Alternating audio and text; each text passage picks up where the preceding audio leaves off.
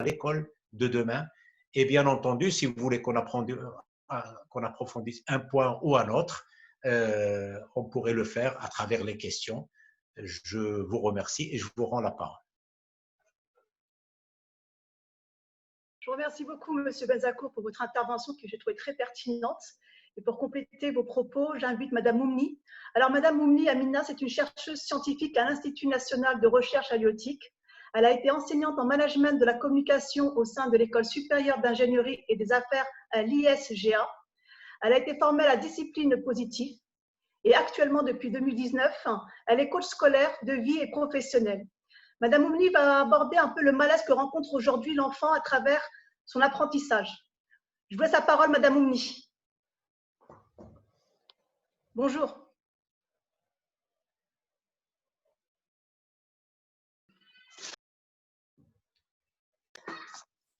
C'est bon? Vous m'entendez? Oui, allez-y, je vous en prie. Alors, bonjour tout le monde, ravie d'être parmi vous. Et donc, par rapport à ça, je voudrais remercier l'institution Talga de m'avoir invitée à cette honorable conférence. Je tiens à vous féliciter déjà pour le choix de la thématique Apprendre à apprendre, qui est aujourd'hui au cœur des débats et des préoccupations des parents, des jeunes, du corps professoral, des responsables des écoles et aussi des politiciens. Il faut dire que moi aussi, c'est une thématique qui m'interpelle, étant moi-même dans l'enseignement. Donc, le choix de la thématique, il témoigne en fait de l'intérêt que vous avez toujours manifesté à l'égard des jeunes. Quand je dis jeunes, c'est tout âge confondu, c'est élèves, c'est étudiants. Et aussi, il témoigne du souci d'accomplir une mission noble qui est celle de dispenser un apprentissage de qualité, adapté aux besoins de ces jeunes et adapté au contexte. Alors, pour parler du contexte, je ne vais pas trop m'attarder là-dessus. Monsieur Benzakour a été très explicite par rapport à ça. Il a mis en évidence l'impact que aussi ça génère en termes d'apprentissage. Mais il y a quand même deux petits points que je voudrais souligner. Alors, étant donné qu'on est dans cette ère de l'information, de la connaissance, l'enfant aujourd'hui est consommateur. Il est noyé dans cette masse d'informations, il est noyé dedans. Et du coup, il n'est pas créatif. Il ne stimule pas son cerveau. Ça, d'une part. D'autre part, avec le système classique, en classe, l'enfant est encadré, il reçoit l'information de l'enseignant qui a une posture, on va dire, haute, il y a une certaine autorité verticale, l'enfant doit apprendre, doit exécuter, doit faire les devoirs. Ok, donc un encadrement, on va dire, bien ficelé, bien contrôlé. Mais une fois à la maison, l'enfant est livré à lui-même. L'enfant, les parents ne sont pas des profs, ils ne sont pas censés jouer le rôle de prof, et donc l'enfant est livré à lui-même. Il a du mal, comme il a appris à être encadré, à être assisté, donc il a du mal à faire ses devoirs tout seul, il a du mal à comprendre tout seul, et qu'est-ce qu'il fait? Eh bien, il va, on va dire, il va y avoir un laisser-aller, il est livré à lui-même, il va être découragé. Et donc, face à ce découragement et face à cet état de consommation et où l'enfant n'est pas créatif, qu'est-ce que ça génère? Ben, ça génère des résultats qui ne sont pas très satisfaisants. Ça génère aussi l'enfant n'est pas très motivé. Il n'est pas vraiment impliqué dans son apprentissage. Il manque de confiance en lui. Il peut même avoir des problèmes de concentration, de mémorisation et j'en passe. Et donc, ceci va le mener vers l'échec.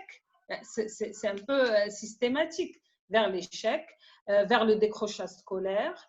vers de mauvaises voies, quand il va faire le choix d'orientation, ben, il n'a pas cette capacité, il n'a pas l'outil, il n'a pas le calibre pour faire telle ou telle discipline, et donc il est un petit peu désemparé. Sauf que, et ça a été prouvé scientifiquement, sauf que tous les enfants sont super équipés pour réussir en termes de ressources, en termes de capacité intellectuelle. Mais qu'est-ce qui se passe? Ce qu'il y a, c'est que comme ils ne sont pas connectés à eux-mêmes, ben, ils ne savent pas comment leur cerveau fonctionne. Ils ne savent pas exploiter toutes les ressources dont ils disposent et non plus toutes ces capacités de mémoire et d'apprentissage dont ils disposent. Alors aujourd'hui, le coaching, et particulièrement le coaching scolaire, est venu apporter des solutions par rapport à toutes ces problématiques. Il est venu porter secours à cet enfant désemparé, à soulager les parents et aussi les enseignants. Alors, en quoi ça consiste? Là, j'évoquerai quelques principes du coaching scolaire. Coacher, ben, c'est accompagner un jeune par rapport à une problématique donnée et l'aider à aller chercher ses propres ressources. Et c'est l'enfant qui va aller chercher ses propres solutions. Le coach, il est là pour un petit peu les guider, l'aiguiller. C'est comme l'affaire du pilote et copilote. Le coach, c'est le copilote, si vous voulez.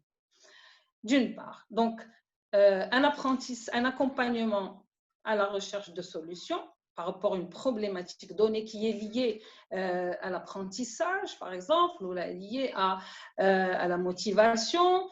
Et il va aussi l'aider il va l'amener l'accompagner vers un apprentissage autonome, un apprentissage motivant, un apprentissage encourageant. Si l'enfant est autonome, s'il est motivé, s'il est encouragé, eh bien, il va donner le meilleur de lui-même. Il va être donc performant et il va essayer de faire de son mieux. Il va aussi l'aider à développer son potentiel. Comme j'ai dit, chaque enfant a un vrai potentiel. Et donc, il faut juste savoir le développer et le mettre au service de son apprentissage. Il y a un élément très important, un principe très important, eh bien, qui est celui de faire changer le regard de l'enfant envers ses études, envers son apprentissage. On sait qu'aujourd'hui, beaucoup d'enfants n'aiment pas aller à l'école, n'aiment pas étudier certaines matières. Ils disent j'aime pas l'histoire géo, j'aime pas les maths, j'aime pas le SVT, j'aime pas ceci. Et du coup, ils vont, comme ils n'aiment pas, ils éprouvent aucun plaisir à travailler la matière, ils font pas d'efforts. On est bien d'accord. Donc, le coaching scolaire, il va essayer de travailler sur la personne, lui faire prendre conscience de ses ressources, de son potentiel et qu'il peut très bien, que l'enfant peut très bien exceller, peut très bien assurer par rapport à une matière ou par rapport à un apprentissage. Et donc, ça va le mener vers la réussite, ça va le mener vers l'épanouissement et ça va l'aider aussi dans ses choix d'orientation. Alors, en quoi consiste la démarche de coaching? Alors, on part sur la base d'un objectif. Et là, aujourd'hui, je prendrai l'exemple de la thématique d'aujourd'hui qui est apprendre à apprendre. Quelle est la problématique? C'est amener l'enfant à trouver des mécanismes, trouver des méthodes nouvelles pour pouvoir mieux apprendre. Donc, on va considérer que l'objectif sur lequel nous allons travailler, c'est apprendre à apprendre. Mais comme c'est un objectif global, c'est un objectif, l'atteinte de cet objectif s'inscrit dans le temps. Ce n'est pas demain qu'il va apprendre à apprendre. Qu'est-ce qu'on fait? Dans notre démarche, dans notre approche, on va ciseler cet objectif global. en sous-objectifs. Et on va considérer, hein, pour chaque, par exemple, au niveau de chaque séance, ça peut être une séance individuelle, ça peut être une séance collective dans le cadre d'atelier, et on va fixer l'objectif de séance. Ça peut être la motivation, ça peut être la confiance en soi. Donc, on va voir, on va fixer l'objectif en fonction on va fixer le sous-objectif en fonction donc de la priorité, de l'urgence de la chose. Mais ce sous-objectif, il est toujours lié à l'objectif global.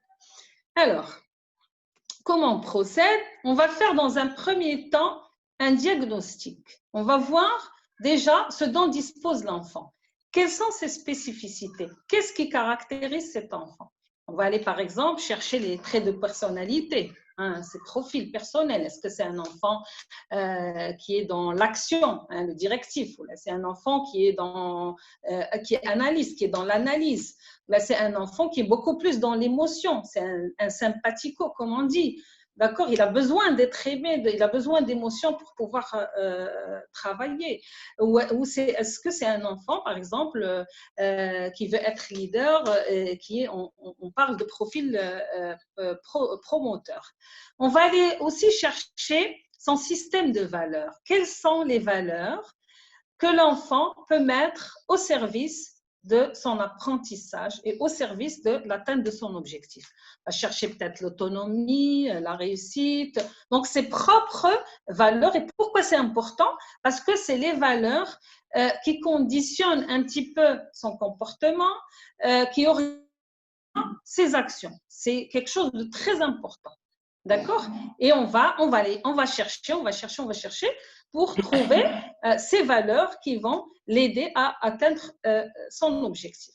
Il y a aussi, on va aller chercher ce qui est les capacités, ce qui est ses qualités, ses points forts et même aussi ces points qui nécessitent des améliorations et aussi ses croyances. Je reviendrai tout à l'heure sur les croyances. Et il y a un élément qui est très important qu'on va essayer de chercher, c'est les stratégies mentales. C'est-à-dire comment l'enfant reçoit l'information. Quand il est en classe, comment il arrive à intégrer l'information, comment il arrive à l'enregistrer dans son cerveau et la mémoriser. Donc, on va aller chercher les canaux sensoriels. Est-ce que l'enfant est visuel? Est-ce qu'il est auditif? Est-ce qu'il est kinesthésique? D'accord? Ces trois canaux existent chez chaque enfant, mais sauf qu'il y a une préférence pour un des canaux. D'accord? Et donc, on va essayer, c'est des choses qu'on va pouvoir travailler aussi en séance de coaching. On va donc aller chercher aussi les types d'intelligence. Quelles sont les intelligences dominantes chez l'enfant et qu'est-ce qui mérite d'être développé? Parce que, comme vous le savez tous, et là, je ne vais pas rentrer dans le détail, peut-être que je laisserai le soin à M. Bouzrou, peut-être d'en dire plus, parce que rien que pour les intelligences, il faut une conférence. Et comme vous savez, nous avons 8 formes, 8 types d'intelligence et celles qui sont prises en compte par le système scolaire, c'est l'intelligence logico-mathématique, l'intelligence linguistique et aussi, si vous voulez, l'intelligence visio-spatiale. Et les enfants qui ont des intelligences kinesthésiques, musicales, naturalistes, ils sont un petit peu je ne dirais pas éjectés, mais ils ont des difficultés à suivre parce que ces intelligences ne sont pas prises en compte. Donc, une fois qu'on ait fait ce diagnostic qui va nous renseigner sur la manière d'apprentissage et la capacité de mémorisation de l'enfant, on va aller chercher comment, qu'est-ce qu'on peut améliorer, qu'est-ce qu'il y a à améliorer.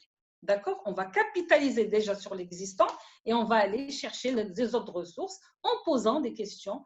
Quels sont les besoins de l'enfant pour pouvoir améliorer, par exemple, ce type d'intelligence, pour pouvoir développer ce canal sensoriel, etc. Et donc, aussi, on va aller un petit peu chercher au niveau des émotions. Il y a des enfants émotifs. Il a besoin que la maîtresse lui fasse un câlin. Il a besoin de chaleur humaine. Et donc, on va voir, comme j'ai dit, le type de profil. Et donc, le coach, il est très sensible à ça et il va essayer avec le jeune d'explorer toutes les pistes et toutes les ressources que l'enfant va mettre au service de son objectif qui est l'apprentissage. Alors, pour ceci, bien sûr, il va être outillé d'un certain nombre, le coach a un certain nombre d'outils qu'il va donc utiliser par rapport à l'objectif donné. Et bien sûr, chaque outil est spécifique à l'objectif. Alors, il y a un des outils qui est très pertinent et qui est très utilisé, que ce soit en coaching scolaire ou en coaching de vie ou en coaching professionnel, c'est ce qu'on appelle les niveaux logiques. Alors, en quoi ça consiste? C'est un outil qui va essayer de balayer tous les aspects qui touchent à la personnalité, qui touchent au développement personnel de l'enfant. Alors, cet outil, c'est ce qu'on appelle aussi l'échelle des niveaux logiques. C'est des niveaux qu'on va essayer, on va emmener l'enfant à les gravir niveau par niveau jusqu'à ce qu'on arrive à l'échelle supérieure. Et c'est une forme de pyramide. Alors, à la base, qu'est-ce qu'on trouve? On a l'environnement. On va poser des questions sur l'environnement. Parce qu'il y a des fois, les problèmes d'apprentissage viennent de l'environnement où évolue l'enfant, où vit l'enfant. Ça peut être la maison, ça peut être aussi l'école. Donc, on va essayer de voir qu'est-ce qui se passe à la maison et puis qu'est-ce qui se passe à l'école en posant des questions. On passe au niveau comportement. Alors, on va peut-être donner l'exemple à l'enfant. Alors, quand tu es en classe, comment tu te comportes? Quelles sont les actions que tu entreprends? Et donc, il va nous parler un petit peu de ce qu'il fait, de comment il agit, etc. Ça nous renseigne sur ses comportements. On va passer au niveau supérieur qui est la capacité. Chaque enfant a des capacités, il y a des choses qu'il sait faire. Même le tout petit, il y a des choses qu'il sait faire et qu'il ne faut pas négliger. Et donc, on va poser la question, qu'est-ce que tu sais faire? En quoi tu es expert? Quelles sont tes compétences? Et en posant des questions, donc l'enfant, il parle et donc on dégage, on arrive à identifier ses capacités, ses compétences. Et donc, tout ceci, bien sûr, on va le mettre en lien avec notre objectif et qui est donc l'apprentissage, apprendre à apprendre. On va passer après au niveau des croyances. Et là, je rejoins un petit peu ce qu'a dit M. Benzakou quand il a parlé de conditionnement. Effectivement, il faut aller chercher qu'est-ce qui bloque chez l'enfant. Quand il s'agit de croyances positives, ça ne pose pas de problème. Quand l'enfant dit « oui, si je travaille un peu plus, je vais réussir, je vais avoir une bonne note ». Ça, c'est bien, ça ne pose pas de problème. Mais quand il s'agit de croyances négatives, quand l'enfant te dit, comme a dit M. Benzakou, je suis nul en maths, de toutes les façons, non, on n'est pas une famille de mathos, on n'est pas une famille de musiciens. Je suis nul en dessin, donc je ne ferai pas architecture. Je ne suis pas bon en maths, donc je ne ferai pas la filière scientifique. Et ça, c'est des croyances. Et donc, il se fait des clichés, c'est des croyances négatives, qui vont le bloquer. D'accord? Et il s'enferme dans ces clichés. Et donc, le coach, qu'est-ce qu'il fait? Il essaie de déconstruire cette croyance négative, cette croyance limitante qui le bloque, et il va essayer de la remplacer, de la démystifier et de la remplacer par une croyance positive où l'enfant va prendre conscience qu'il a toutes les ressources pour faire la filière scientifique, que pour faire aussi l'architecture, parce que c'était juste une question de blocage. Ensuite, on va passer à l'identité. Et là, on avance dans le sommet de la pyramide. L'identité, on pose la question, alors, qu'est-ce qui te caractérise? Et l'enfant, il va parler de lui et de ce qui le caractérise. Et ça, c'est un outil très, très fort qui amène l'enfant à se connecter à lui-même et à mieux se connaître. Et après, Ben, comme j'ai dit, le coach, il va aider l'enfant à graduer ses échelons jusqu'à ce qu'il arrive au sommet de la pyramide qui est le sens. Il va amener l'enfant à donner un sens à ce qu'il fait, un sens à son apprentissage. Et de toutes les façons, dans n'importe quelle situation et par rapport à n'importe quelle personne, si on ne donne pas un sens à ce qu'on fait, si on ne connaît pas notre mission de vie, alors on va nulle part, on ne va jamais arriver et on va rester à tourner en rond au même endroit. Et donc, l'enfant, une fois qu'il prend conscience de tout ça, que tout ce qu'il fait, tout ce qu'il apprend, toutes ces matières ont un sens dans sa vie, eh ben, son champ de vision, son plaisir pour apprendre va se développer et il va commencer à voir clair et il va aussi devenir acteur de son apprentissage. Donc, le coach, il essaie de tout faire justement pour arriver à cette prise de conscience et à amener l'enfant à trouver sa mission de vie, trouver un sens à ce qu'il fait. Alors, il y a bien sûr d'autres outils qui sont utilisés en coaching. Mais là, je voudrais juste souligner un point qui est très important parce que la plupart des parents, ils ne font pas de distinction, pour certains, je ne généralise pas, ils ne font pas de distinction entre le coaching scolaire et le soutien scolaire. Le coaching scolaire, il travaille sur la personnalité, sur le développement personnel, sur les prises de conscience. Et il va cerner tous les aspects, de l'environnement jusqu'à la quête de sens. Alors que le soutien scolaire, ben, il va juste travailler au niveau capacité, déjà sur ce que déjà connaît l'enfant. D'accord? Et donc, c'est juste un petit peu pour clarifier. Alors, parmi les autres outils utilisés, il y a le questionnement. Et le questionnement, il est l'élément phare du coaching. Et donc, il est utilisé tout le temps. D'ailleurs, même dans la pratique de cette pyramide de niveau, ben, elle est basée sur le questionnement. C'est juste des questions qu'on pose à l'enfant et donc pour l'amener à déjà nous faire part de ce qu'il fait, de ce qu'il sait faire, de ses capacités, de ses valeurs, de ses croyances et aussi de ses ressources. Il y a donc le photolangage, c'est un outil qui est très utilisé en coaching et justement, là, c'est un outil qui est très créatif. Alors, pour les enfants aujourd'hui, comme j'ai dit tout à l'heure, qui sont consommateurs de l'information, qui ne sont pas productifs, pardon, et qui ne sont pas créatifs, c'est un outil qui est très important pour les aider à stimuler leur cerveau et à devenir créatifs, juste en travaillant avec des photos qu'ils interprètent et qu'ils commentent.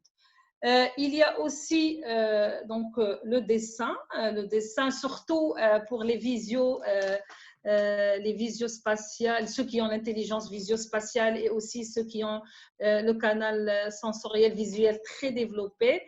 Ils sont très à l'aise avec le dessin et justement, ça amène l'enfant à développer de nouvelles méthodes d'apprentissage, peut-être par le dessin, peut-être à travers la photo, peut-être aussi à travers la visualisation. Alors, c'est un outil aussi très, très puissant qui va, à travers lequel on va amener l'enfant à visualiser ce qu'il fait peut-être en classe, à visualiser un cours, à le vivre, à le sentir, surtout pour les kinesthésiques. Les kinesthésiques, ils ont besoin de sentir la chose, ils ont besoin d'expérimenter.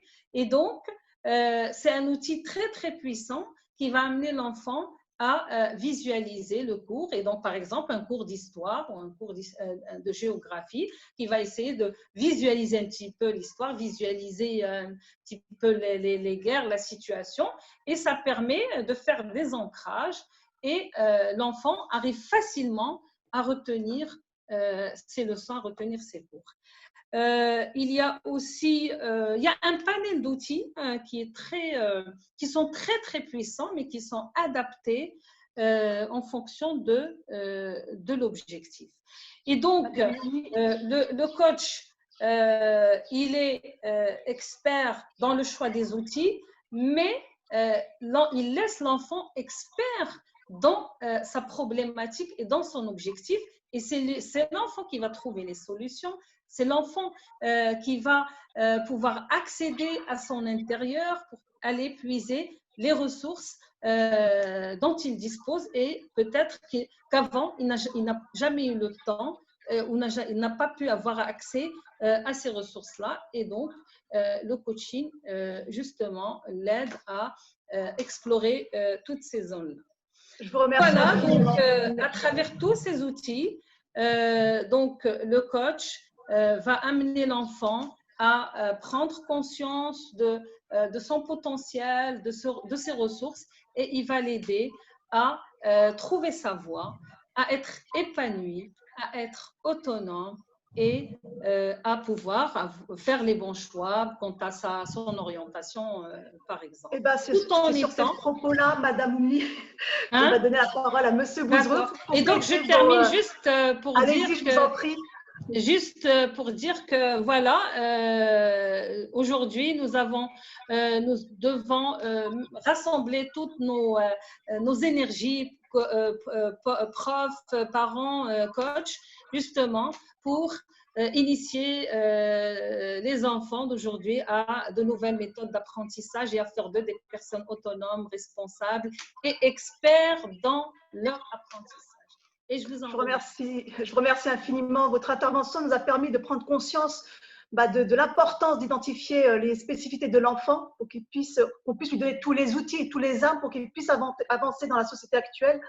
Et quand on se connaît bien, quand on arrive à mieux se connaître, à apprendre pour soi, eh ben, on peut mieux apprendre à s'orienter. Et c'est là que je vais inviter M. Bouzrour à intervenir.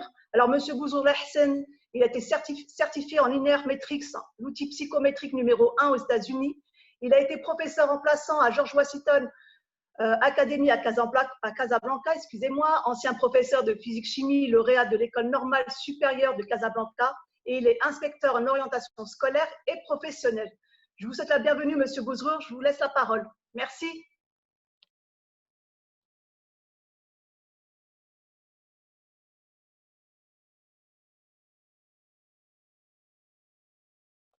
Monsieur Bouzrour, vous m'entendez?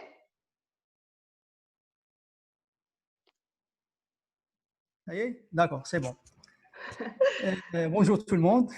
Bonjour. Bonjour. Et Madame Moumni a tout dit sur un peu d'orientation et de coaching. Il ne me reste que de dire 2 mots.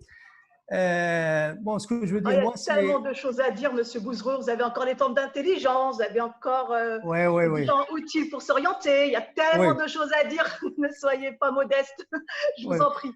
Tout simplement, ce que je veux mentionner ici, c'est que l'orientation ici au Maroc, elle marche sur la tête. C'est un grand problème. Elle marche sur la tête comment? C'est-à-dire l'étudiant, il attend jusqu'à l'obtention de son bac, il cherche qu'est-ce qu'il va faire. Il subit ce qu'on appelle une orientation accidentelle. Il va postuler pour toutes les écoles et l'école qui l'accepte, il va y intégrer. Donc, c'est un grand problème. Alors que l'orientation, ce n'est pas ça, c'est l'orientation accidentelle. L'orientation, c'est un processus à long terme. C'est un processus qui se fait dès les premières années de scolarité. Et la personne, on oublie beaucoup d'aider, d'accompagner l'étudiant ou l'élève dans sa connaissance de soi. C'est-à-dire l'orientation en général, il est déterminé par 3 grandes dimensions. C'est d'abord la connaissance de soi. L'élève ou l'étudiant ou la personne doit se connaître en premier, c'est-à-dire se connaître en termes d'aptitude et compétences, se connaître en termes d'intérêt professionnel et de formation, se connaître en termes de valeurs, système de valeurs, c'est-à-dire pour quelle valeur je vais choisir tel métier ou telle étude. Il doit se connaître en termes de surtout la personnalité professionnelle. La personnalité professionnelle, on verra ça, c'est chez Howard Gardner qui a déterminé que les personnes qui travaillent dans un même environnement de travail, ils ont quelque chose en commun en termes de personnalité. C'est-à-dire, on verra ça. Alors, tant que l'étudiant ne se connaît pas, alors il aura 1001 difficultés pour s'orienter et se trouver. Parce qu'on connaît beaucoup d'étudiants qui intègrent, par exemple, la médecine et après 2-3 ans, ils renoncent parce qu'ils constatent que ce n'est pas fait pour eux. La médecine, ce n'est pas fait pour eux. Peut-être ils ont la personnalité professionnelle qui n'est pas adéquate avec les études de médecine. Et ça, c'est un grand problème.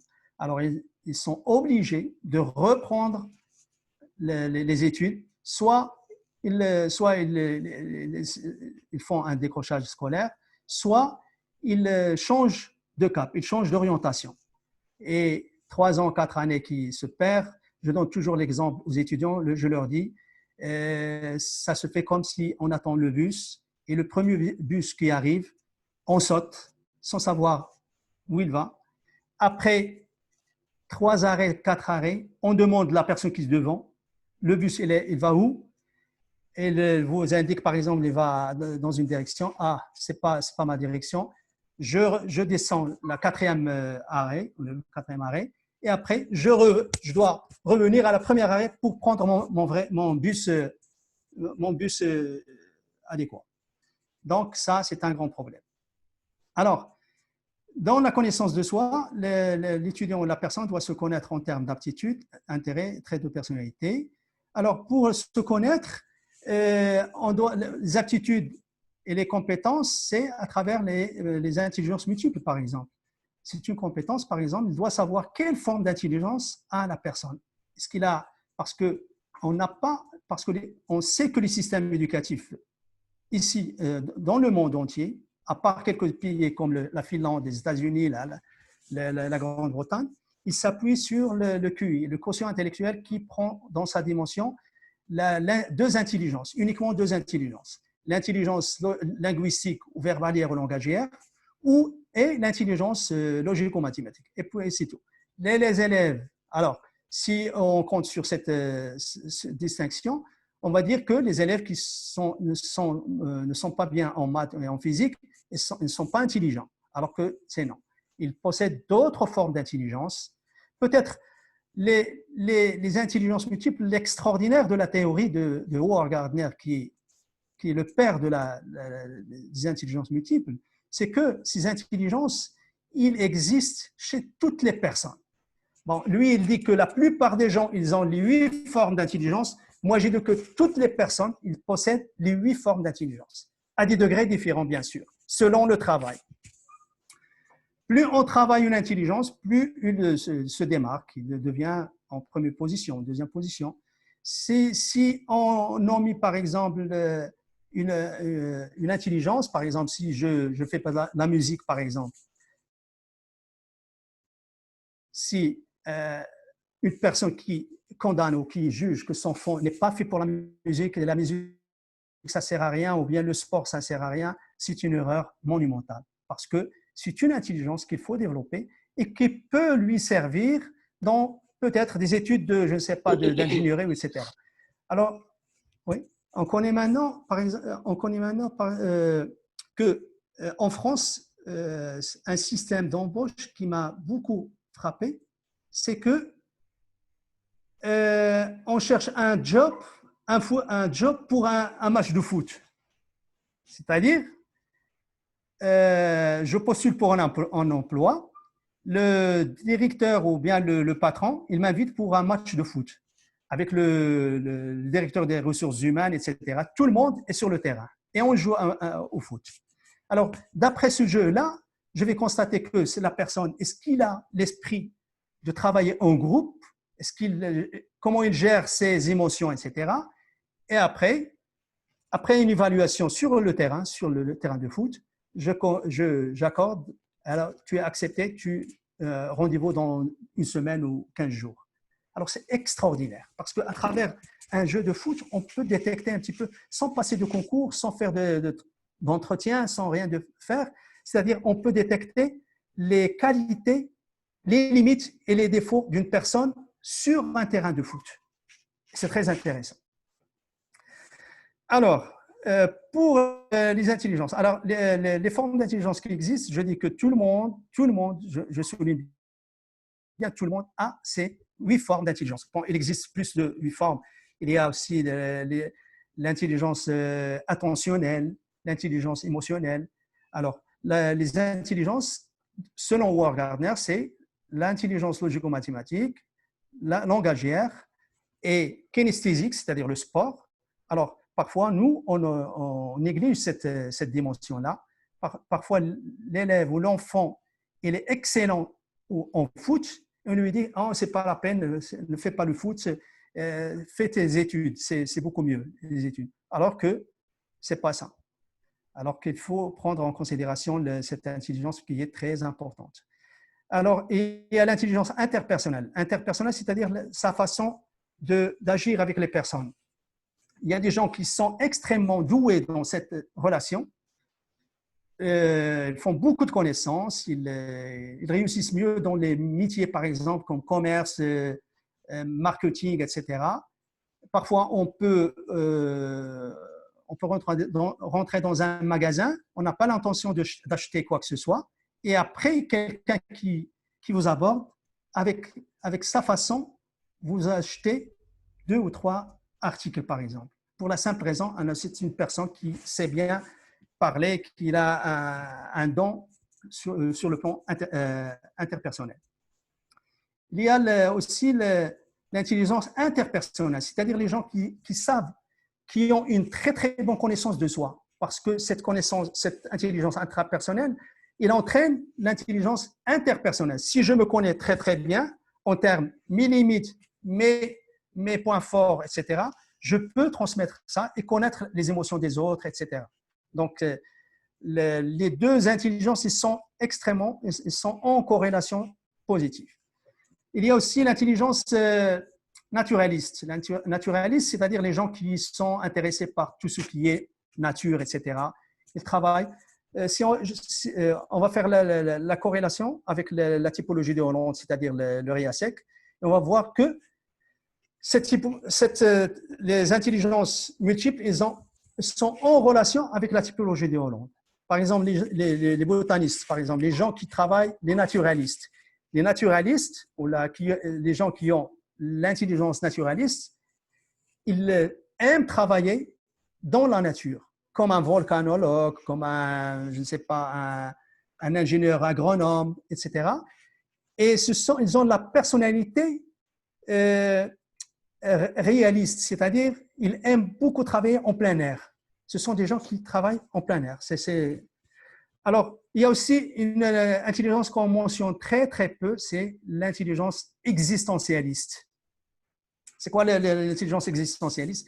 C'est-à-dire, les gens, on la trouve très, très développée chez les enfants. On se pose des questions philosophiques.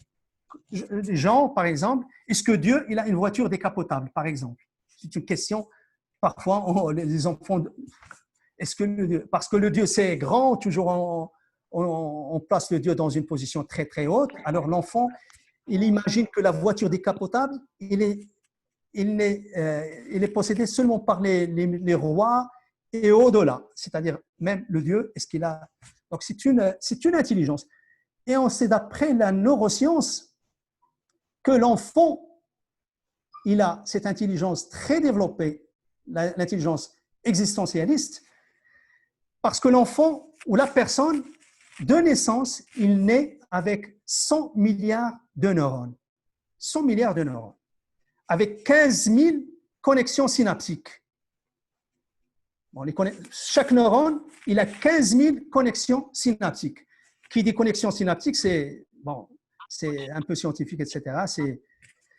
Alors, à l'âge de 15 ans, la moitié de ces connexions sont éliminées. La moitié de ces connexions sont éliminées.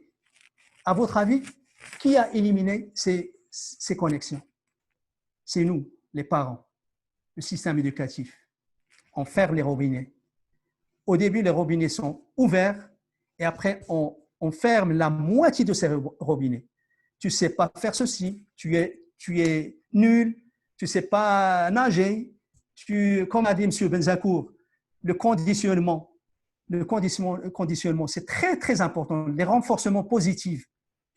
Tu arrives, tu n'as pas réussi, tu arrives, je suis sûr. Tu as un 7 en maths, ce n'est pas grave. La prochaine fois, tu auras un 14. C'est pas, nous, c'est le contraire. L'élève est là, notre enfant est là, 17, oh, c'est pas, tu dois avoir un 20. Un 17, ça ne veut rien dire. Alors, les renforcements positifs sont très intéressants pour les enfants. Et c'est la neuroscience, je rappelle que la neuroscience est très importante si on fait référence aux intelligences multiples, à la neuroscience, dans nos systèmes éducatifs, on va faire un grand pas en avant. Parce que nous, on est en train de copier le système éducatif français. Il est très défaillant. On sait le système très, très défaillant. Et c'est eux, c'est eux qui le disent. C'est un système qui est dépassé. Le système anglo-saxon, un peu. Le système finlandais, encore meilleur. Donc, il y a des systèmes qui s'appuient beaucoup sur, par exemple, Madame Benihia, Madame Moumni, peut-être elle vous a parlé de, je ne sais pas parce que je me suis déconnecté un petit peu à un moment, de la mind mapping, par exemple. Le mind mapping, c'est très important dans le système scolaire, dans l'apprentissage.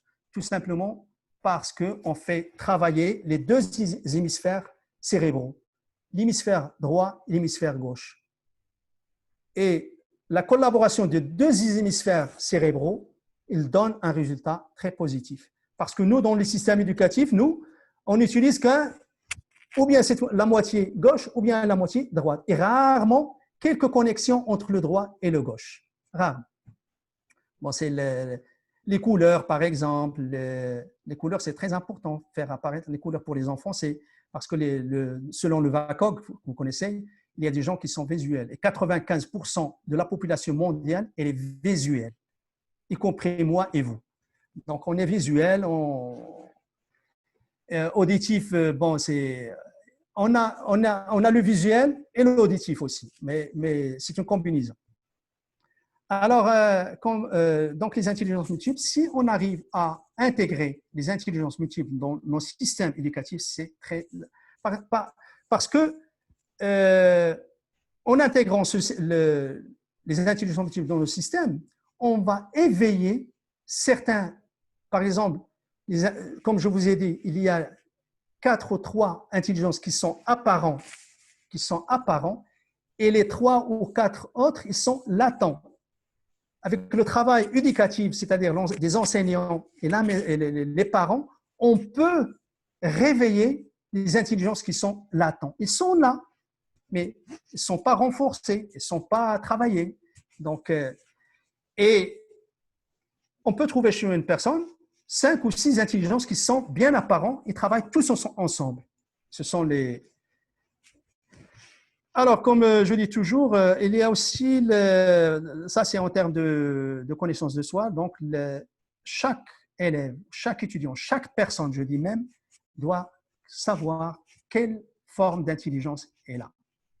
Il y a beaucoup de tests qui font, bon, les tests, je sais que les tests ne sont pas magiques, mais quand même, ils donnent une piste. Avec les entretiens individuels avec la personne, on peut détecter exactement quelles sont ses potentialités en termes d'intelligence multiple. Et avec le système éducatif aussi, on peut réveiller les intelligences qui sont latentes. Selon Howard Gardner aussi, il a dit que les gens qui exercent le même métier, ils ont quelque chose en commun en termes de personnalité. C'est-à-dire, Howard Gardner, il a dit qu'il y a 6 types de personnalités professionnelles et 6 types d'environnement professionnel. C'est-à-dire, on trouve par exemple le réaliste. Il y a une association entre la typologie du rôle et les intelligences multiples. Le réaliste, ce sont des gens qui sont un peu retirés. Ce sont des gens qui aiment travailler avec la main. Ils sont épanouis en travaillant avec la main. Ils aiment le travail en plein air. Si vous les mettez dans un bureau, c'est infernal. Et d'ailleurs, on peut remarquer ça, c'est entre parenthèses, dans du bureau, on peut trouver un verre de café sur la table, une veste. Vous demandez les personnes où est partie. Elle est partie quelque part ici. C'est une personne qui déteste, bon, je ne dis pas que c'est tout le monde, mais une partie d'eux sont des gens qui se sentent étouffés dans un bureau. Ils n'aiment pas travailler dans le bureau. Et parce que l'orientation compte beaucoup pour le choix d'un métier, ce sont des gens qui ils se connaissent mal, ils ne connaissent pas quel environnement, parce que pour joindre l'utile à l'agréable, il faut se connaître pour travailler un métier, là où on s'épanouit, là où on est heureux, là où on est bien dans sa peau. Alors, on se demande toujours, il y a des médecins qui regagnent leur cabinet comme s'ils marchent sur les yeux. Ils n'aiment pas. Ils gagnent beaucoup d'argent.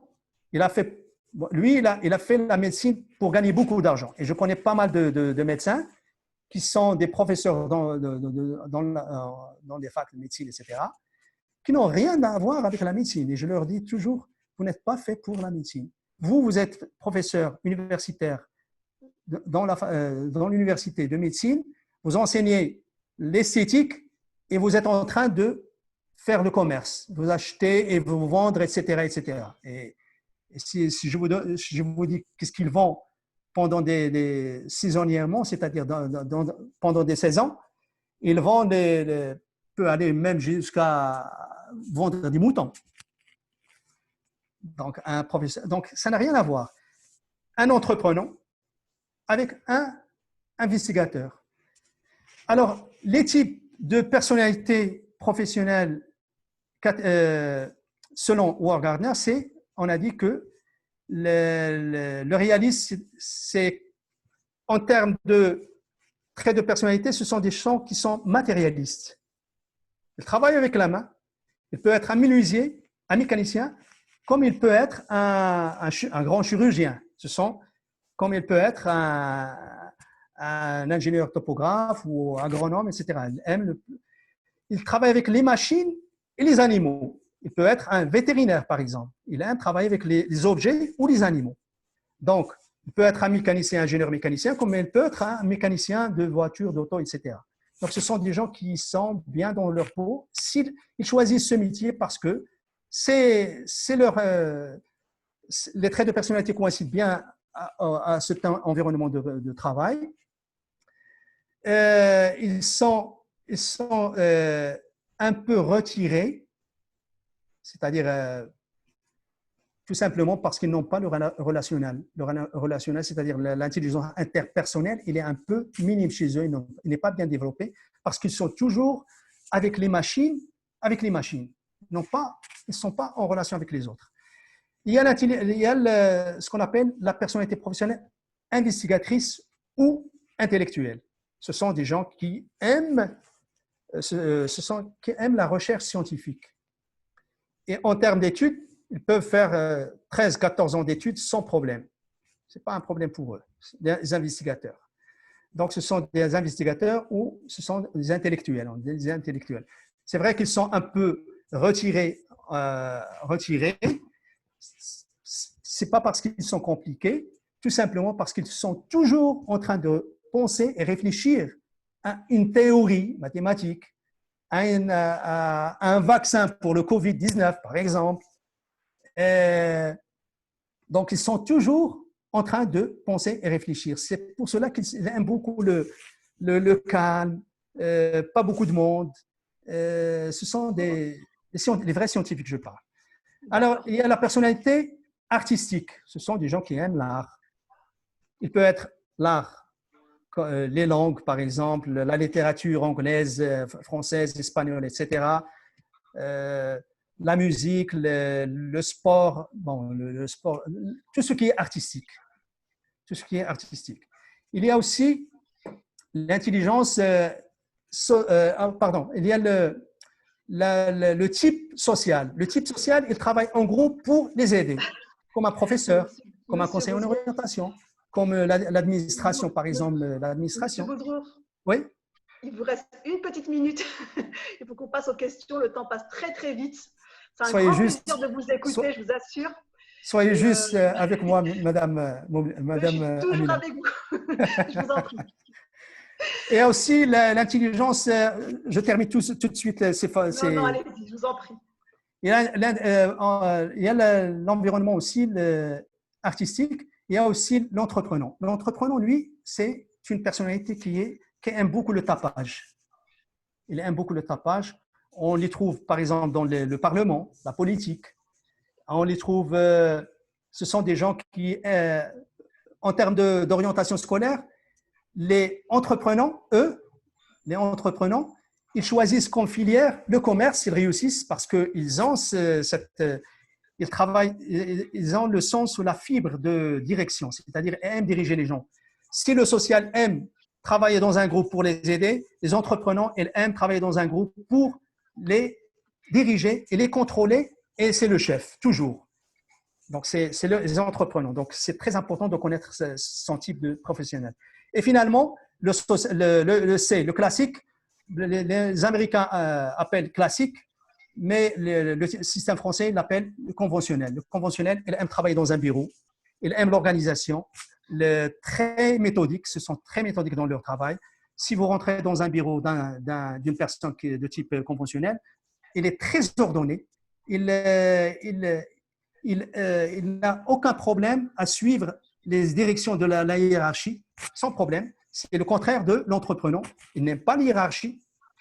Il aime toujours lui, c'est lui qui gouverne, c'est lui qui dirige, etc. Bon, je vous remercie tout le monde. Merci. Ce n'est qu'un petit... Une petite goutte. Une petite goutte dans un... Voilà. Pour résumer cette conférence, M. Benzakour nous a bien démontré que l'enseignement à distance, le learning, est primordial, une autre forme d'apprentissage. Et pour pouvoir permettre à ces enfants-là d'utiliser ces outils-là, il faut que l'enfant qu'on puisse l'aider déjà, qu'on lui apporte les différentes armes et les outils à travers les différentes méthodes de travail. L'intervention de Monsieur Boudrour nous a exposé que chaque humain dispose à sa naissance d'un groupe d'intelligence dont chacun développera en fonction de son rythme. Il y en a qui apparaissent si j'ai bien compris, dès leur plus jeune âge, et puis au fur et à mesure, ça mûrit. Il y a pas mal de questions, donc on va passer aux questions. Je vous remercie infiniment pour les intervenants, merci pour votre participation. J'aurais aussi souhaité, Monsieur Benzakour, Madame Oumni, Monsieur Boudrour, de revenir un peu sur l'erreur aussi, l'apprentissage par l'erreur. J'aurais souhaité qu'on aborde un petit moment sur l'apprentissage de l'erreur.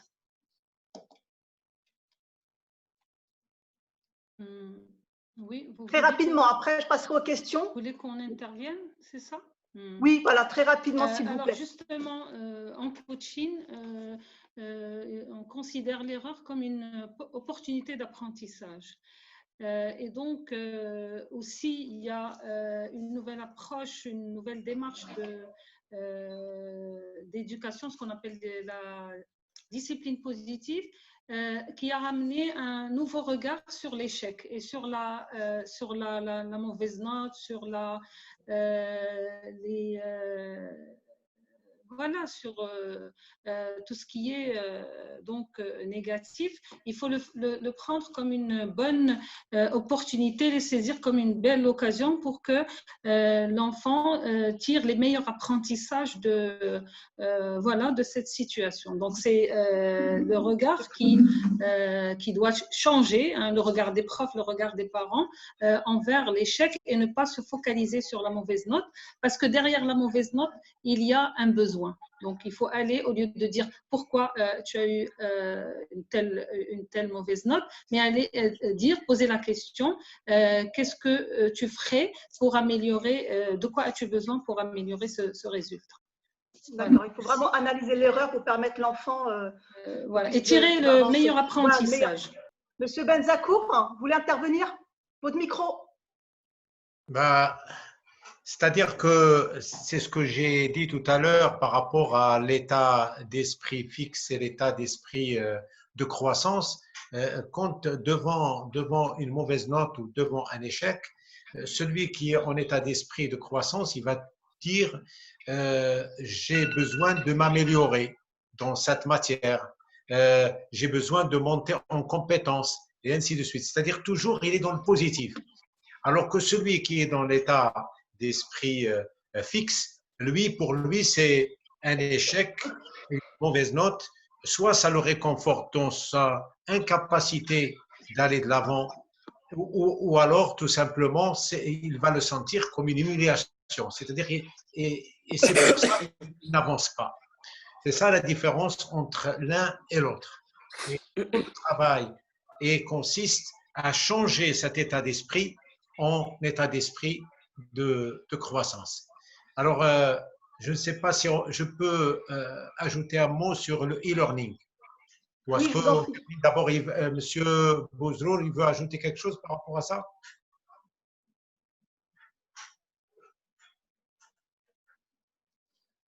Allez-y, M. Benzakour, je vous écoute. Alors, oui, à propos de l'échec, je donne un conseil pour les enseignants. Je leur demande de donner l'occasion à l'élève de se permettre une erreur, de se permettre l'erreur, apprendre à travers l'erreur. Parce que je dis toujours, moi, vous pouvez la considérer comme une théorie. Un élève qui ne fait, en faisant, je prends le cas des mathématiques et de la physique, par exemple. Un élève qui fait un exercice sans faire d'erreur, il n'a rien appris. Il n'a rien appris. Moi, j'ai dit que l'élève doit faire l'exercice tout seul. Vous m'entendez bien? Oui, on vous entend. Oui, je vous en prie. Un élève qui commet des erreurs, qui prend le temps, je ne dis pas que c'est un temps investi, de prendre le temps de faire des exercices, de faire des erreurs et prendre tout le temps de faire les exercices sans sauter voir la solution. Et comprendre bien les données de l'exercice. Parce que parfois, les élèves ne comprennent même pas les données et sautent tout de suite à la solution de l'exercice. Et c'est ce qui se fait dans les cours supplémentaires du soir. Le prof distribue la série.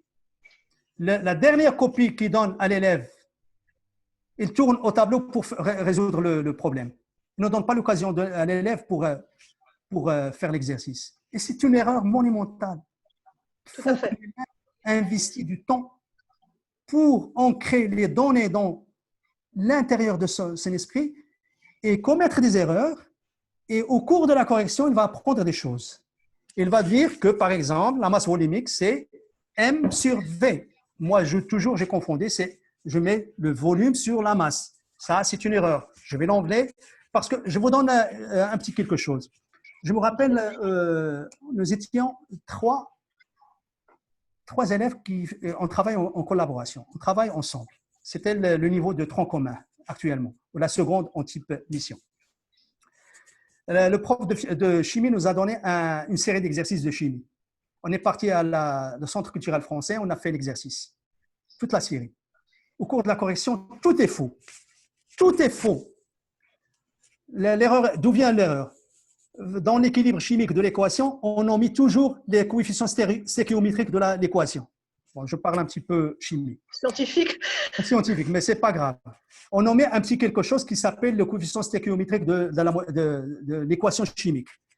Maintenant, il est ancré dans ma tête et je n'ai jamais oublié la chimie grâce aux erreurs que j'ai commises à ce niveau-là. C'est pour ça qu'on dit qu'on apprend avec les erreurs. Voilà, on apprend à travers les erreurs parce que c'est très important. Il faut laisser l'enfant faire ses exercices, il faut laisser l'enfant manipuler, même si ce n'est pas grave, on doit apprendre et on doit expliquer. Et ça, c'est important. Et j'invite les parents, j'invite les professeurs à analyser les erreurs. Tout est dans l'analyse et l'observation. Et ça, c'est important. Donc, merci, M. Bouzrour. Une autre chose, oui. Pour les professeurs aussi, un autre conseil, c'est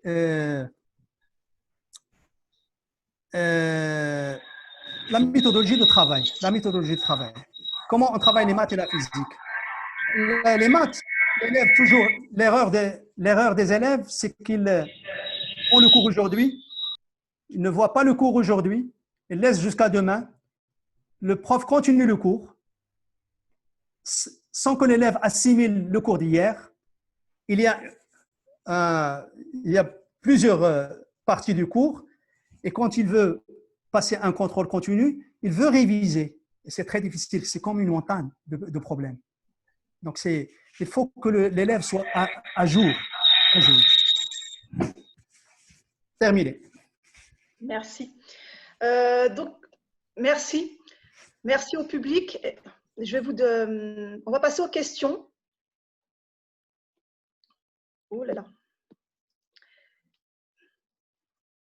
Je suis désolée, j'ai un petit souci avec mon écran. Oui.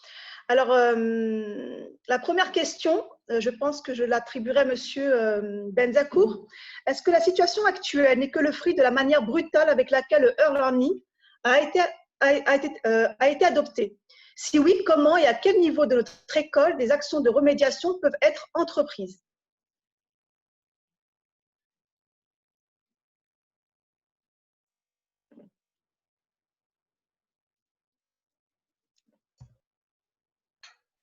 Disons qu'effectivement, il y a eu un e-learning qui s'est installé de façon brutale. Ça, c'est le côté inconvénient, mais il y a un avantage extraordinaire parce que comme j'ai expliqué que nous, c'est quelque chose qu'on avait adopté bien avant le Covid, mais grâce au Covid, s'il y a quelque chose de positif, c'est que la montée en puissance du e-learning s'est faite de façon extraordinaire. On a gagné plusieurs années. Tous les professeurs se sont investis dans les e-learning, alors qu'il y a des profs qui jamais n'auraient fait ce pas-là. Mais aujourd'hui, ils l'ont fait. La même chose pour les parents, la même chose pour les élèves et ainsi de suite. Donc, bien entendu, on va profiter de cet élan pour le continuer et non pas l'arrêter. Maintenant, il y a des choses, il y a des petites règles simples et qu'il faut instaurer. C'est-à-dire quand l'élève suit une formation par e-learning, chose qu'il n'a pas apprise comme ça. C'est les conditions. Les conditions, c'est que quand je veux suivre un cours, je dois me mettre sur une chaise et une table. Ça, c'est un minimum. Et non pas être allongé avec l'ordinateur sur le ventre. Le fait de s'asseoir, ça fait améliorer la circulation de sang et ça fait irriguer le cerveau, déjà.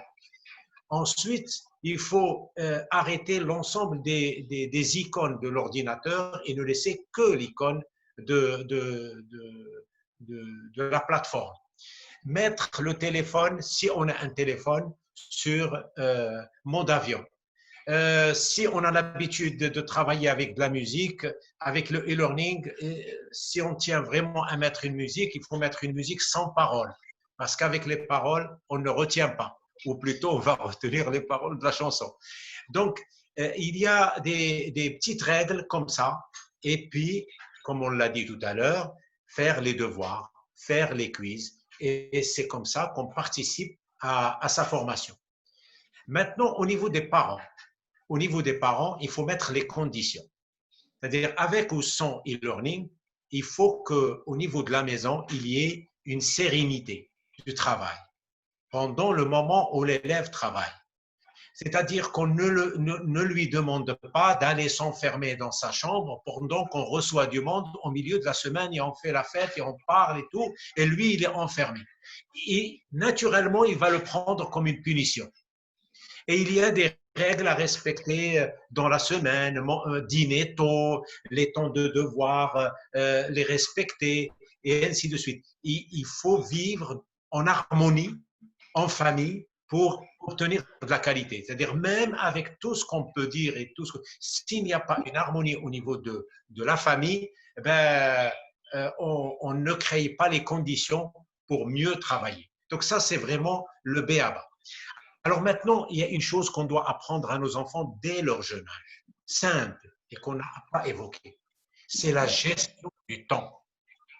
Gérer le temps et faire la part des choses entre le moment où on travaille, le moment où on s'amuse parce qu'on a le droit de s'amuser, on a le droit de regarder la télé, on a le droit de s'amuser sur ordinateur, mais chaque chose en son temps. Alors, il faut apprendre à gérer le temps. Si je décide de travailler pendant 1 heure, il ne faut pas que mes amis me perturbent. Même si je reçois un coup de téléphone, je ne réponds pas. Et si je reçois une notification, je ne réponds pas parce que j'ai décidé. Et c'est là le développement de la forte personnalité. J'ai décidé de travailler de 5 heures à 6 heures tel jour. Et donc, je ne reviens pas là-dessus. Si on transmet ces notions-là de la responsabilité, de la gestion du temps, de l'autonomie, de la confiance en soi, et ainsi de suite, avec l'aide de l'école, on va réussir. Maintenant, du côté du professeur, parce que on est bien content que les profs se sont investis. Alors, il y a 3 catégories. Il y a ceux qui n'ont trouvé aucun problème, qui sont déjà habitués à utiliser l'informatique. Il y a ceux qui sont en état d'esprit de croissance, ils se sont investis sans aucun problème, ils ont suivi des formations par eux-mêmes. Et il y a ceux qui ont eu beaucoup de mal. Et on a quelques-uns qui ont fourni un effort surhumain pour faire mais ce n'est pas encore comme on souhaite. C'est-à-dire qu'on aimerait bien que les cours soient scénarisés, parce que c'est un scénario que fait le prof.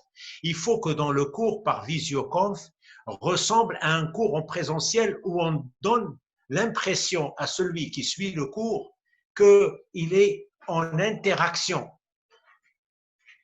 Il y a même dans des cours de maternelle et de primaire, un moment, on dit à l'élève, bon, maintenant c'est à toi de le faire, réponds à cette question. Et le prof s'arrête et lui, il répond. Et il a l'impression qu'il est en visio, alors que c'est une simple vidéo. Donc, on scénarise les cours. Et ça demande une formation. Et ça, c'est des choses que l'école va faire pour les professeurs, des choses qu'on va faire et des réunions qu'on va et des conférences qu'on va organiser avec les parents pour les aider et ainsi de suite. Et donc, tout l'ensemble, école, professeurs, parents, élèves, pour former les cadres de demain qui vont être bien en ligne avec les changements qui s'opèrent aujourd'hui dans notre société et dans le monde entier. Voilà. Merci, M. Benzacourt. J'ai une autre question aussi pour vous, mais je vais équilibrer un peu la parole à tout le monde. J'ai une question pour Mme Moumni. Madame Moumni, ne faudrait-il pas institutionnaliser le coaching scolaire à l'école? Les enseignants peuvent-ils jouer ce rôle dès les premières années du primaire?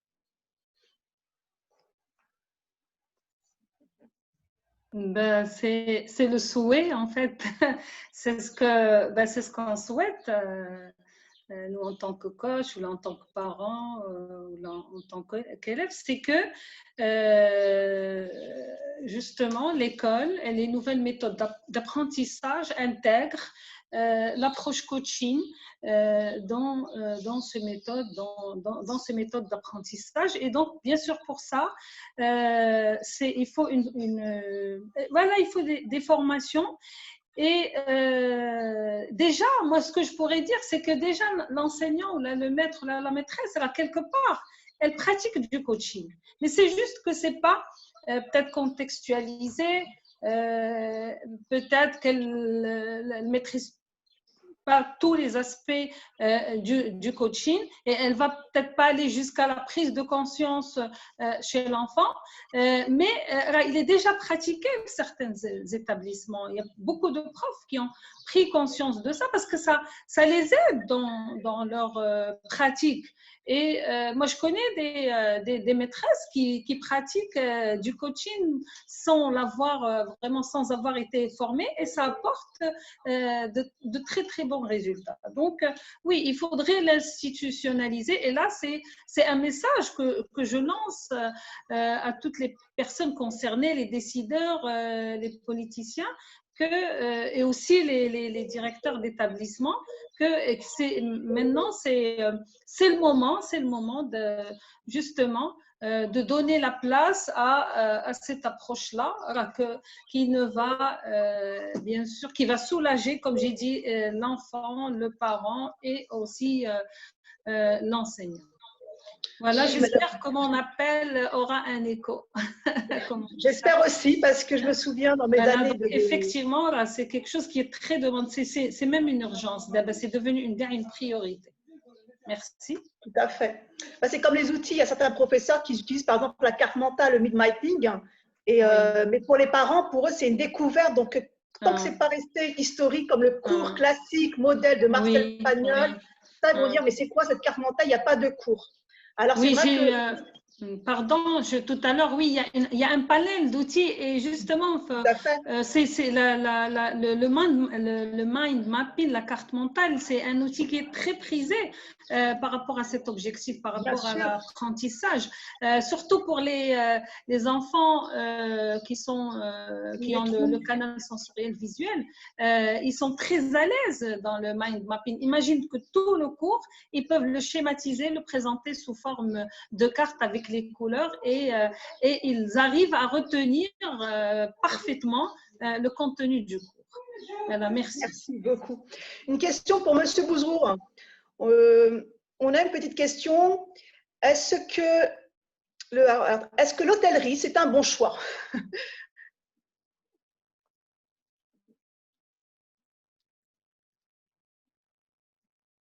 Monsieur Bouzrou, votre micro, s'il vous plaît. C'est bon? Oui, merci. Est-ce que l'hôtellerie est un bon choix? Alors, peut-être c'est un bon choix pour une autre personne. Une personne, pas pour une autre personne. Je ne peux pas dire que c'est un bon choix parce que ça dépend. Quel est le rôle de la connaissance de soi? Une personne qui est de type social, par exemple, il peut, s'il passe le test, il trouve que sa personnalité est sociale, il peut intégrer l'école de l'hôtellerie. Par exemple, l'hôtellerie, ça ne marche pas pour quelqu'un de, je ne sais pas, réaliste, investigateur. Ça ne marche pas.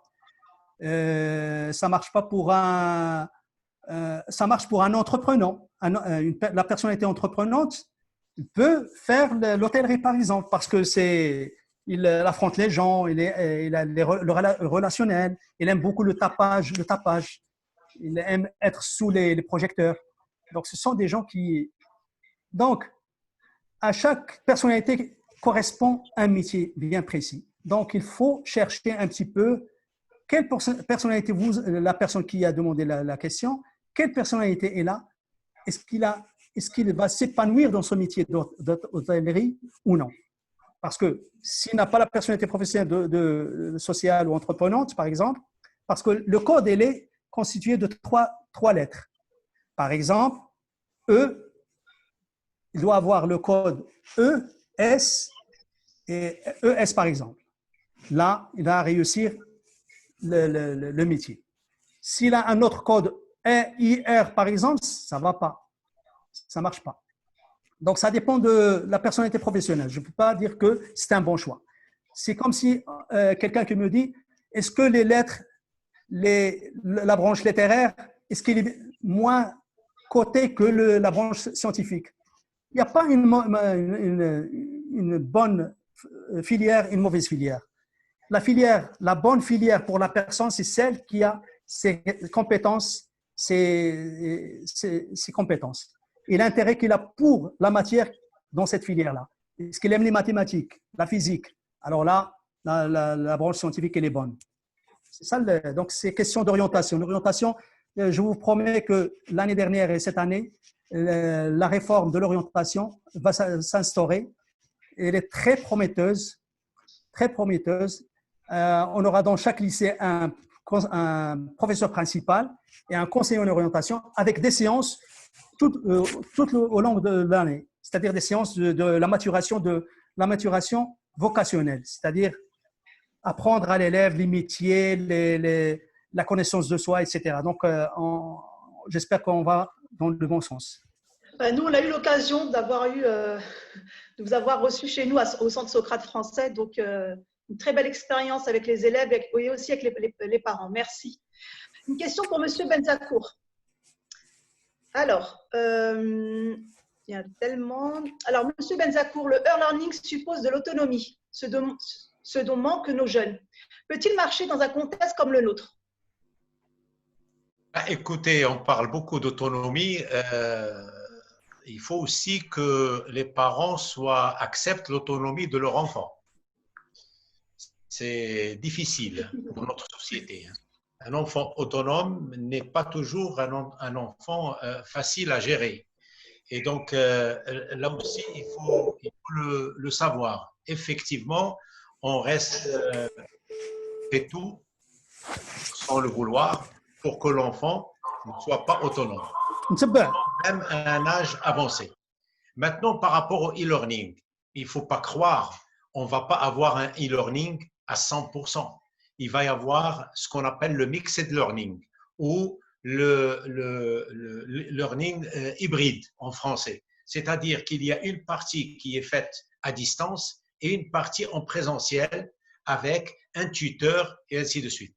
On n'aura pas du 100%. Et à ce moment-là, il y aura moins de problèmes d'autonomie que la personne a posé. Mais dans notre société, effectivement, il y a ce problème-là et c'est presque, je dirais, culturel. On peut détailler cette question d'autonomie dans une autre conférence ou dans une autre réunion, mais c'est presque culturel chez nous. On n'est pas encore prêt à rendre nos enfants vraiment autonomes. Monsieur Benzacourt, on a beaucoup de questions sur le e-learning. Donc, la seconde question, je vous la pose tout de suite. La modernisation du système éducatif nécessite forcément des investissements en termes financiers, notamment quid de l'enseignement public. N'est-il pas intéressant de laisser une séance d'e-learning, même avec la reprise présentielle? Ah, tout à fait. Tout à fait. Il y a quelques années de ça, c'est-à-dire les débuts des années… alors je ne me rappelle plus si c'était 90, au début de l'Internet, il y a des voix qui s'élevaient pour dire il faut démocratiser l'Internet. Ben, aujourd'hui, il faut démocratiser l'enseignement à distance et permettre à ceux qui sont loin, très loin, de pouvoir suivre des cours convenablement. Et donc, il faudrait que l'accès soit plus facile et qu'on crée des centres je dirais, public au niveau d'un arrondissement ou d'un quartier populaire où il y a du matériel et de l'accès pour permettre à des gens défavorisés d'accéder à l'enseignement à distance. C'est aussi une solution et donc il faut que l'enseignement soit répandu de la même manière dans tout le pays, quel que soit le lieu où nous nous trouvons. Et aujourd'hui, c'est une chance pour le Maroc. Cet élan, il ne faut pas l'arrêter. Il ne faut surtout pas l'arrêter. C'est une chance. Il faut l'encourager dans ce sens-là. Et moi, je propose qu'il y ait des centres comme les centres d'appel avant. Ben, on va faire des centres d'accès au savoir et aux compétences pour les gens qui n'ont ni matériel, ni Internet, ni téléphone, rien du tout. D'accord, bah ça permettra aussi que je puisse vous dire l'autre question aussi, c'est comment envisagez-vous l'utilisation du e-learning après le Covid-19, vu que les choses reprendront normalement comme auparavant, étant donné que les élèves et tout le corps se retrouveront cette fois-ci à l'école? Cela pourrait-il créer des inégalités sociales si le déploiement de ces solutions n'est pas réglementé? Que proposez-vous? Deux questions. Merci. Moi, je propose pour Tsalga et Socrate, puisque déjà on était sur Tsalga direct, donc le problème ne se pose pas, c'est une continuité, mais qu'on va amener les professeurs. Je vous donne un exemple très simple. Le prof, il fait son cours. Si ce cours est enregistré et il est installé sur sa plateforme, l'élève, il va pouvoir non seulement réviser, mais resuivre encore une fois le cours. Un absent, il va pouvoir suivre le cours. Et donc, c'est un complément extraordinaire. Je ne le vois pas seulement comme des cours à distance complètement découpés du professeur. Donc, on peut imaginer des solutions comme ça. C'est-à-dire que cet environnement numérique d'enseignement, il ne faut pas l'arrêter. C'est-à-dire qu'il ne faut plus donner des exercices sous format papier, les déposer dans l'espace qui est partagé entre le professeur et les élèves. C'est ce que nous faisons maintenant, faire des quiz et puis demander aux élèves de répondre à partir de sondages. Oui, j'ai compris le cours. Oui, je l'ai compris moyennement. Et donc, ça, c'est des sondages qui vont remonter au professeur, qui lui-même va revoir sa façon d'enseigner. Et donc, on va rentrer dans une dynamique positive. Il ne faut pas voir ça comme quelque chose qui fait peur, mais c'est plus quelque chose qui augmente la qualité de formation. Voilà, et qui donne cette habitude à l'élève d'aller compléter sa formation parce que, comme j'ai expliqué, demain, même en étant diplômé, il faut qu'il continue à se former et ça, il n'y a pas d'autre solution que ça. L'apprentissage tout au long de la vie. D'accord. Une question pour M. Bouzrour. Les enfants ayant une dominance de l'intelligence intrapersonnelle seront pénalisés par le e-learning. Comment remédier à cela? Ou Mme Moumni, si elle souhaite répondre à cette question.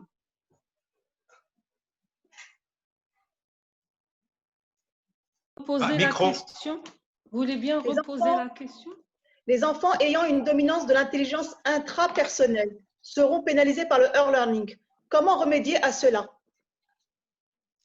Déjà, sur quelle base ils disent que les enfants seront pénalisés, que les intrapersonnels seront pénalisés par rapport à ça? Sur quelle base? Elle part déjà d'une croyance limitante. D'accord?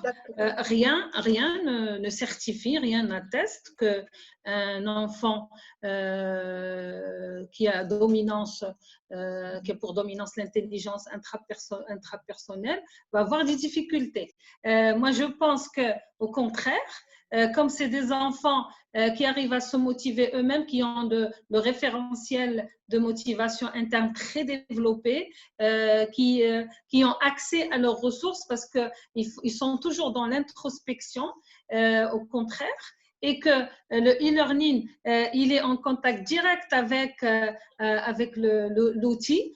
Au contraire, moi, je pense qu'ils seront aussi épanouis que les autres enfants qui disposent d'autres types d'intelligence. Voilà. Donc, moi, je pense qu'il faut déjà se défaire de cette croyance limitante. Voilà, j'inviterai M.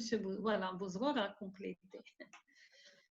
Alors, j'ai une question encore pour M. Benzakour. M. Benzakour, dans une échelle de 1 à 10, quelle note attribuez-vous à la réussite du e-learning durant cette période de crise? Merci. Écoutez, moi, je l'ai dit, je ne l'ai pas caché. Hein.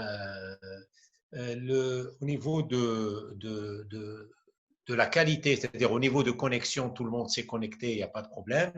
Maintenant, c'est les enquêtes qui ont été menées. Moi, j'ai lu des articles de Madame Ahlam Nazir et le constat est là. Je n'invente rien parce que je ne peux pas répondre sur cette question sans enquête. Et l'enquête a montré que les élèves, ils ont des difficultés, pas de difficultés au niveau du e-learning, mais de motivation. Ils sont intéressés par la net. Surtout depuis que le ministre a annoncé qu'il n'y a que les 2 trimestres qui vont compter. Il y a certains parents qui ont dit « Mais pourquoi vous continuez à donner des devoirs à nos enfants ?» Presque donner un devoir, c'est embêter l'enfant. Et c'est là où cette conférence prend tout son sens. C'est-à-dire, attention, nous ne sommes pas en train d'apprendre juste pour la note ou pour réussir, et nous sommes en train de terminer l'année pour avoir une compétence suffisante qui va être un prérequis pour l'année prochaine. Sinon, on aura des difficultés pour l'année prochaine. Donc, le programme doit être terminé et on doit le terminer dans de bonnes conditions, sans stress, sans problème, sans rien. Donc, voilà, donc c'est l'état d'esprit on devrait avoir. Voilà.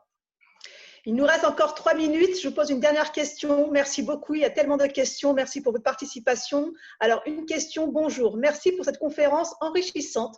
Comment peut-on intégrer le système pédagogique nordique dans notre système éducatif? Alors, il ne faut pas… le système nordique, c'est un système qui nécessite des moyens. C'est du corps à corps. On n'en est pas là.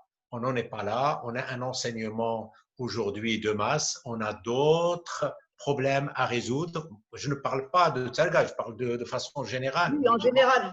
Dans tout le pays. Et ces idées-là, elles sont sympathiques, mais elles ne sont pas applicables chez nous et on ne peut pas malheureusement appliquer ces systèmes chez nous pour le moment parce qu'on a un enseignement de masse. Tout à fait. C'est pour ça que cette conférence… Si vous permettez, oui, monsieur je fais un retour à la dernière question qui est: est-ce que les enfants qui ont une intelligence intrapersonnelle seront pénalisés par le learning? Alors, en général, les enfants qui ont cette forme d'intelligence, ils n'aiment pas travailler en groupe, ils aiment travailler individuellement, en général. Par conséquent, le e-learning, ils sont isolés, donc aucune pénalisation. Donc, donc, c'est un travail individuel, donc ils ne sont pas pénalisés. OK? Moi, c'est juste par rapport à la dernière question, donc intégrer le système nordique. Ce qu'on pourrait faire, essayer de prendre déjà ce qui pourrait être éventuellement applicable, adaptable à notre système, comme ce qui se fait pour le cas des écoles Montessori. D'abord, il y a justement une recrudescence de ce type, de ce concept, et qui marche très très bien, qui donne de très très bons résultats. Donc voilà, essayer de prendre le banc des meilleurs systèmes, essayer de l'adapter à notre niveau. Tout simplement, voilà, du moins pour le moment.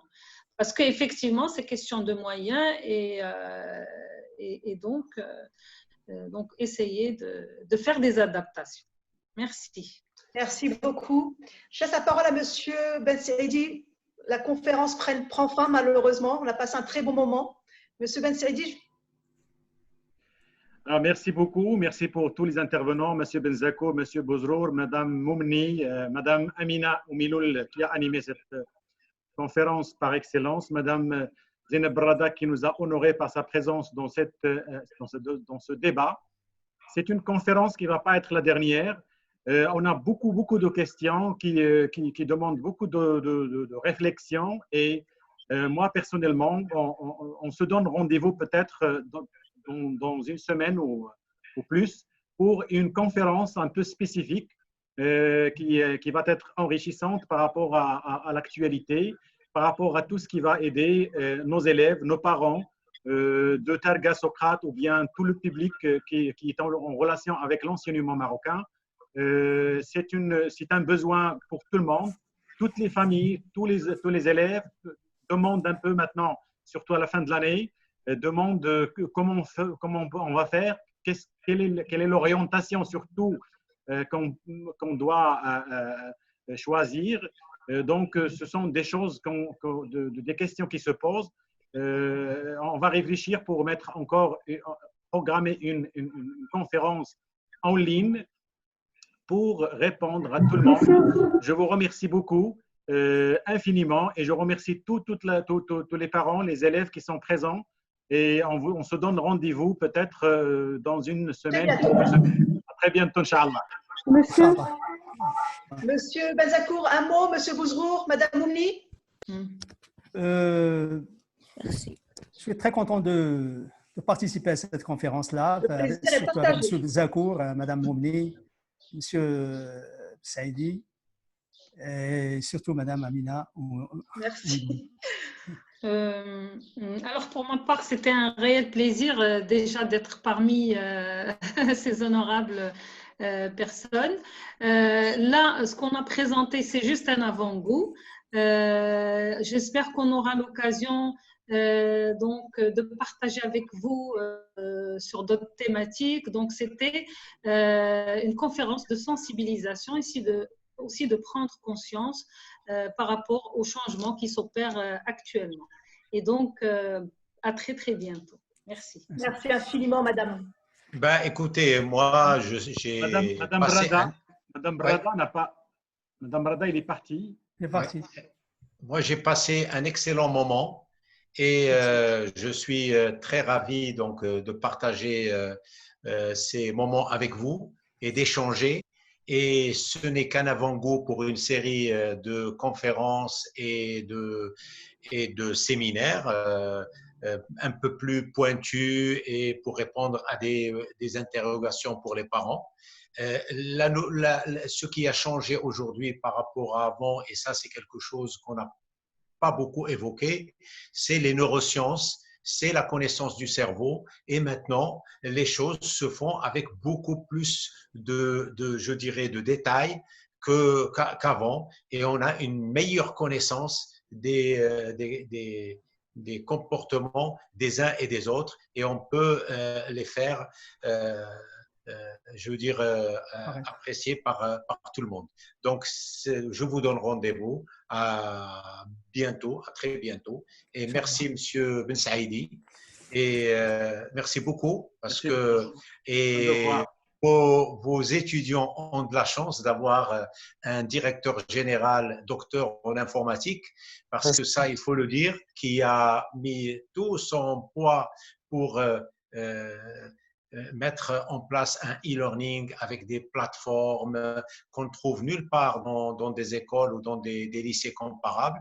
Et ça, c'est de la chance d'avoir un directeur général et en même temps docteur en informatique.